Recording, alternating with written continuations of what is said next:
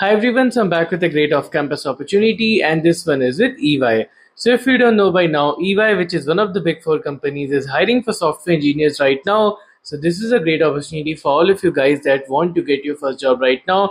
Because of course, if you work at a big four company, then that will set your career at a great trajectory, right? Because big four are a great way to start your career off with. So it is a golden opportunity, and I highly suggest that all of you guys apply for it. So in this video, we'll be talking more about the role, we'll be talking about the eligibility, like who all can apply, and of course, I'm going to give you guys some tips on how to get your resume shortlisted. So make sure that you watch the complete video and then apply ASAP. The link to apply is going to be in the description box. And if you're someone who's having difficulty in off-campus placements, if you keep on applying but you're not able to get a call back, if you feel like you keep on getting rejected wherever you apply in off-campus placements and you don't know what you're doing wrong, then you can connect one-to-one with me, where I will personally guide you, mentor you, and make sure that you're able to get shortlisted and you're able to crack the interviews of the top companies in an off-campus setting. So you can connect one-to-one with me. The link for that is going to be in the description box. All right. Coming back to this opportunity, like I said, EY is hiring for associate software engineer, which is like their version of SDE1 or entry level software engineering role, right? And it is a great role. It is a great opportunity. The reason I say that is because I make daily videos about all of the hirings, right? And I have not seen EY hiring for freshers in a long time. Of course, you have EY Techathon 6.0, which is for internship, which is for PPIs, but this is different because this is for full-time hiring for freshers, right? So it is a golden opportunity, and I highly suggest that you guys apply for it. Now that brings me to the eligibility. So the eligibility here is pretty simple. As long as you have your bachelor's degree in CSIT or any other circular branch, as long as you finish that with 60% and above and without any backlog, you're there without any backlog, you can apply for this.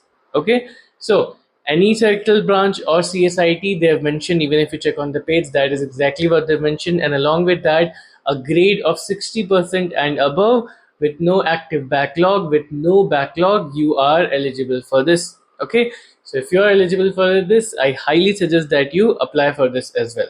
Okay, now coming more to the requirements that they have or the role that they have. So they've not exactly mentioned the role that they're hiring for, even though they've said it's a bit aligned toward analytics.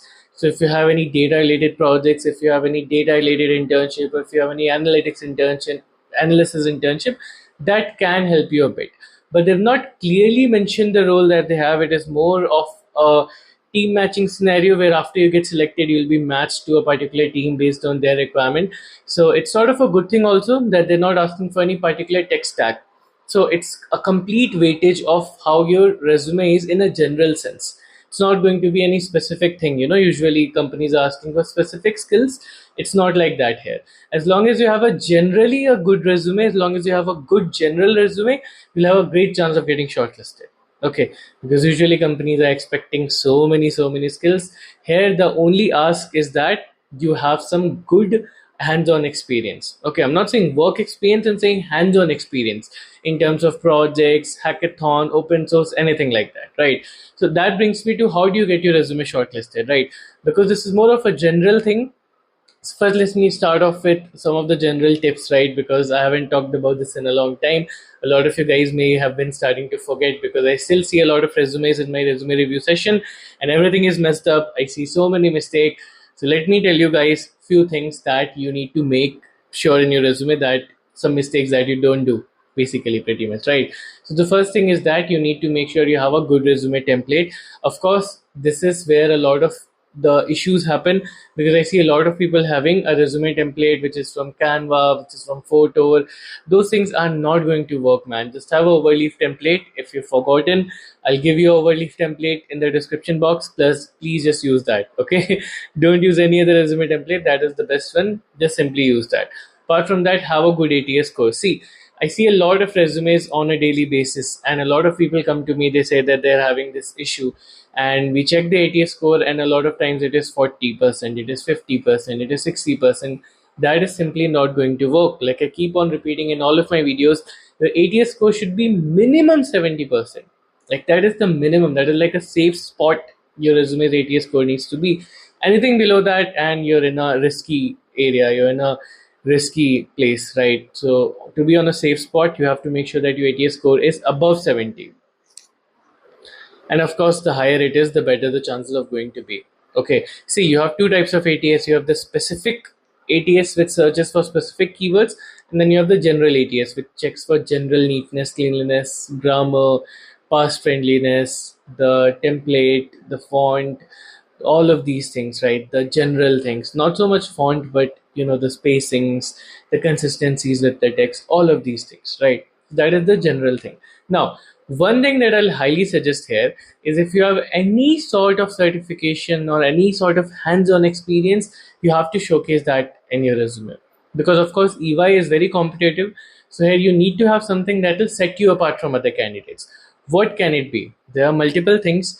Now, EY or Big Four may not care about your coding profiles that much. If it was a company like Uber or Rubrik or even Amazon, then I would have told you ki highlight your coding profiles. But EY as a company does not care too much about your coding profiles, about your DSN problem solving. I mean, they do care, but not to that much of an extent. What they care more about is hands-on experience. EY and other Big Four companies are very particular about the hands-on experience. If you have good hands-on experience in the resume, you will have a good chance, right? So there are certain things you can do. Of course, if you have any sort of internship, highlight it. Internship alone a lot of times is enough to make you stand apart, because a lot of people do not have any internship experience. They graduate and then they do job hunting, and in their resume they hardly have any internship experience. So if you have any internship experience, then you're on the lucky side, because that will give you a bit of an edge. Now, if you don't have any internship experience, you don't need to worry. There are certain other things you can do. You can keep open source experience. If you have any sort of open source experience, again, EY will care a lot about that. Put it in your resume. If you do not have any open source experience, if you have any hackathon experience, you can showcase that. EY will care a lot about that. Especially if you have given any good company related hackathon. If you don't have that as well, then you can put any certifications. You have a lot of certifications which are from company. I'm not talking about Udemy or Coursera or YouTube certification. I'm talking about proper certifications. Like Oracle is offering free certifications right now, right? In data analysis, in AI, in ML. Those type of certifications which are backed by companies like Oracle, IBM, Databricks, those if you have in your resume, again, that will also complement the internship experience or work experience quite a bit. So if you have all of these things, well and good. If you have none of these things, at the very least you need to have high quality projects. Okay, what do I mean by high quality project? First of all, deploy your project. I don't care what your project is, as long as it has a GUI. You need to deploy your project. Deploy your project, provide the GitHub link, make sure your project has multiple pages, make sure there's depth to your project, make sure there's some unique features to your project, give a unique name to your project. These are all the features that make a high quality project. So you need to make sure you have a high quality project. Even if you don't have all of the above things, a really good project can still triumph, right? So make sure that you have at least a high quality project, a good quality project. Apart from that, you can go down the route of referral, but again, this is on unstop, so you can directly apply. It will not make that much of a difference. So if you do not have a referral, don't worry about it. Just apply ASAP. A lot of times, the speed with which you apply, the time that you take to apply, also matters a lot, which is why I say always you have to be on your toes. A lot of times the companies will close their opening as soon as they start getting a lot of applications. As soon as they get 1,000 applications or even less than that, they'll close they'll close the opening. As soon as they get 1,000 applications or even less than that, sometimes they'll close the opening, right? Because they don't have the efforts needed to go through all of the resume, because obviously even after ATS you'll still be left with a lot of resume that will require human intervention. So that is why it's really important that you are one of the early applicants. Okay, so yeah, that's pretty much it. If you still have any doubt, feel free to ask me in the comments. I'll be bringing you guys a lot more opportunities. Just keep an eye out for them. Make sure you're subscribed, and I'll be bringing you a lot more videos about how to prepare your resume, how to prepare the skills that are required. So of course, give them a watch as well. And yeah, make sure you're subscribed and watch out for the next video. All of the links are going to be in the description box.